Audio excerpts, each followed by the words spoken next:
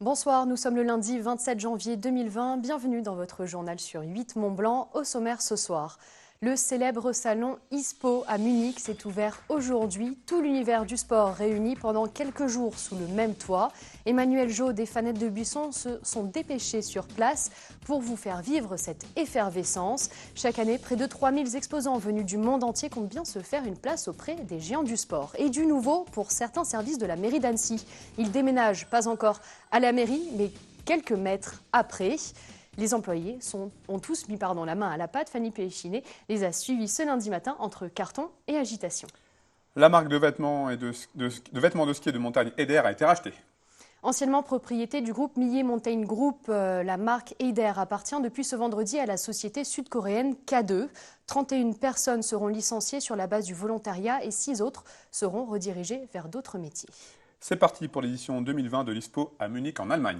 Près de 3000 exposants de 120 nationalités différentes sont rassemblés pour le plus grand rendez-vous professionnel d'Europe autour du sport. Un rendez-vous tout simplement incontournable pour toutes les marques en quête de chiffre d'affaires ou de reconnaissance. Reportage d'Emmanuel Jaude. La grand-messe de l'industrie du sport est cette année encore en passe de tenir toutes ses promesses. Avec près de 3000 exposants rassemblés sur une surface dépassant les 20 000 mètres carrés, ISPO Munich s'impose comme le grand rendez-vous européen. Un événement incontournable pour la plupart des marques du secteur. C'est vrai que c'est un lieu de rendez-vous, c'est un lieu où en un seul endroit on peut rencontrer à la fois des agents, des distributeurs potentiels, des clients qu'on ne voit pas tout le temps parce que parfois un petit peu loin de Chamonix et qui se retrouvent là et donc c'est hyper pertinent de rencontrer toute cette population en un seul endroit, en un seul moment. Donc pour une marque comme nous, c'est super important d'être présent. Pendant 4 jours, les rendez-vous s'enchaînent. Pourtant, certains ici ne visent pas forcément le chiffre d'affaires. Car être présent sur cette foire internationale du marché de l'article de sport signifie surtout de la visibilité dans un milieu très concurrentiel. Nous, on est une nouvelle marque dans le domaine de la raquette. On a commencé en 2018. Donc il faut faire connaître le produit à un plus grand nombre. Et ISPO est vraiment le meilleur endroit pour se faire connaître en Europe, pour montrer le produit en Europe. Alors c'est la deuxième année où on vient ici, donc on l'a un peu plus préparé, c'est l'expérience qui parle. Et du coup on avait programmé des rendez-vous et puis on est sur le passage, donc on aussi attire des gens qu'on ne connaissait pas et c'est toute la magie d'ISPO. Ouais. Si faire des contacts et faire du chiffre est donc dans l'intérêt des quelques 2600 marques présentes, certaines voient en l'ISPO une opportunité de conquérir de nouveaux marchés. Pour être assez transparent, on est super contents. On a commencé notre saison commerciale il y a un mois de ça à peu près. Du coup, super bon retour du marché pro, on va dire, mais aussi super bon retour des petits événements qu'on a pu faire. Aujourd'hui, le but principal, on va dire, c'est on veut capitaliser sur notre image de marque en Europe. On commence à être bien connu, à avoir une belle notoriété.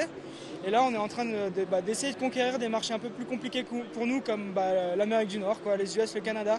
Pourtant, face à un marché qui se porte bien, générant plus de 2 milliards d'euros par an, il est à noter l'absence remarquée de certaines grandes marques du milieu outdoor. Millet ou encore Salomon ont en effet fait le choix de ne pas prendre de stand à Munich, une décision suivie chaque année par de plus en plus d'entreprises. Une nouvelle adresse pour certains employés de la mairie d'Annecy. Plus de 2 mois après l'incendie de la mairie d'Annecy, les différents services qui la composent sont encore dans les cartons. Ce lundi matin, les employés du service formalités administratives ne s'occupaient pas de la population et pour cause, ils sont en plein déménagement. Fanny Péchinet les a suivis. Une journée plutôt exceptionnelle pour les fonctionnaires de la mairie d'Annecy. Au programme emballer, déballer, trier et ranger pour bénéficier de leur nouveau bureau, 9 boulevard de Coux. Ça fait 2 mois qu'on est là, donc positionné là suite à l'incendie. Et donc là, on a refait les cartons la semaine dernière et pour pouvoir effectivement repartir dans nos nouveaux locaux qui viennent d'être finalisés en termes de peinture, etc. Une fois rempli, le camion se dirige vers le nouvel espace administratif où l'attendent les employés. Pour Aurélie, il faut diriger et organiser au mieux la journée. 2, 3, 4, C'est compliqué, c'est qu'effectivement on a du mobilier qui arrive, qu'il faut qu'on réorganise au mieux dans les bureaux, parce qu'effectivement on accueille beaucoup de public, donc il faut qu'on pense à beaucoup de choses. Donc c'est pas évident de replacer forcément le mobilier pour que les agents soient bien, mais qu'on puisse aussi accueillir dans de bonnes conditions les usagers. Donc c'est un petit peu d'ajustement, mais voilà, on va y arriver. Les déménageurs sont en réalité du personnel du service technique. Une table dans la pièce B2, une chaise dans la pièce B5. Pour eux, pas facile de se repérer.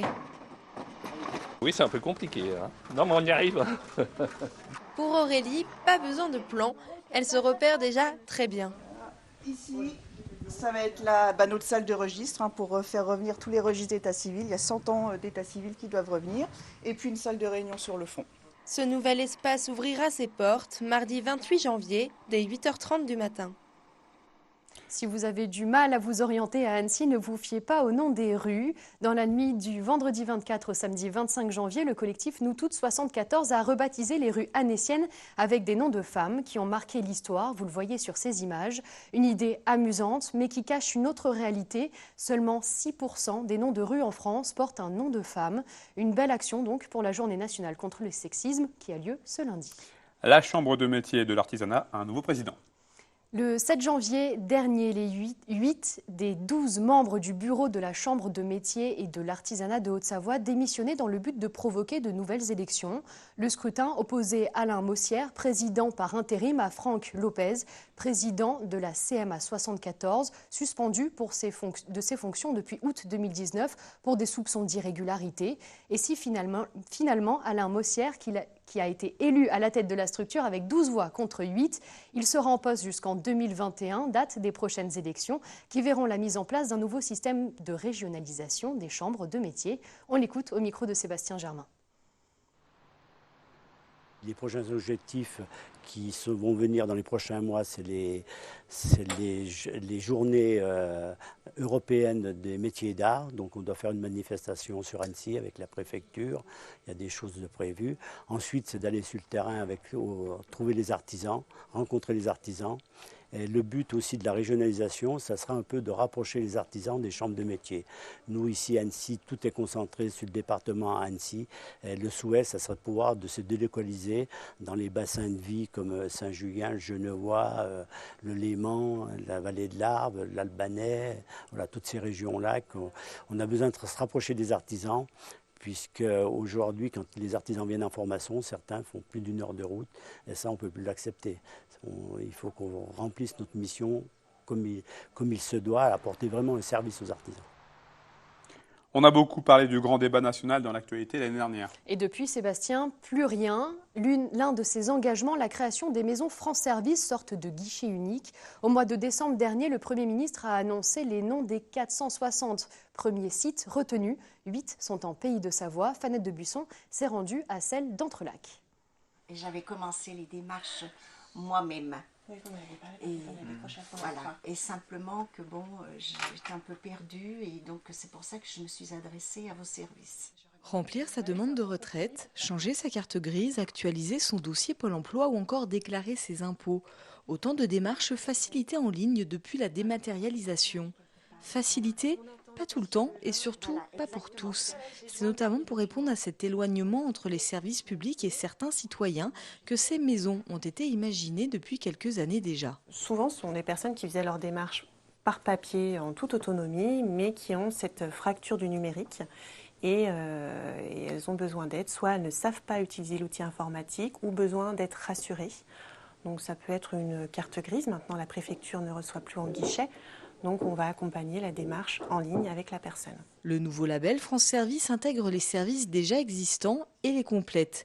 Sécurité sociale, mutuelle agricole, impôts, allocations familiales, retraite, Pôle emploi et le dernier arrivé, ministère de la Justice. L'éventail d'accompagnement se veut large, les temps d'accueil aussi. 5 jours d'ouverture par semaine, 24 heures minimum, avec des lignes dédiées pour les agents sur place. Il existait sur le territoire, c'était le cas ici, des maisons de service au public.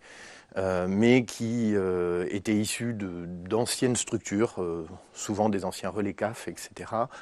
L'idée était de monter en gamme et de monter en nombre pour encore améliorer cette idée. La dématérialisation des services publics a été massive ces dernières années. elle est un progrès pour l'immense majorité des gens. Simplement, il y a aussi une partie de la population qui a besoin d'un accompagnement. Il y avait besoin d'un contact.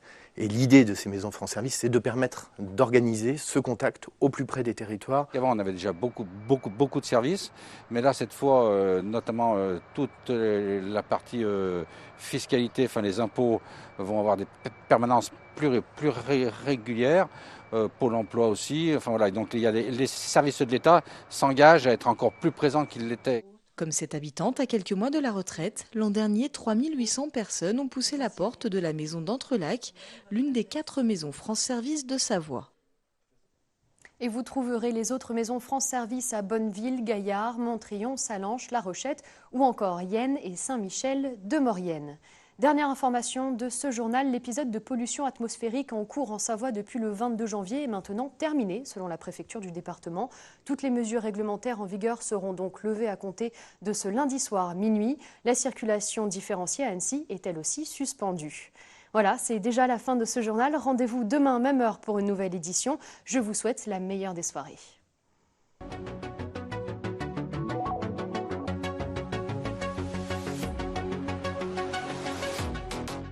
Et mardi dans Accès Direct, je recevrai M. Nicolas Durochat des Ouches pour Un jour, une station. Nous essaierons ensuite de tirer le bilan du projet Vitivalo et nous parlerons du Salon du mariage et de la femme 2020. Si vous nous regardez en direct, retrouvez à partir de 19h15 un résumé de l'édition 2019 de l'Ultra Raid de la Meije. C'est la fin de cette émission. Merci à tous pour votre fidélité. Merci à toute l'équipe présente en régie. Passez une très belle soirée. Bye bye.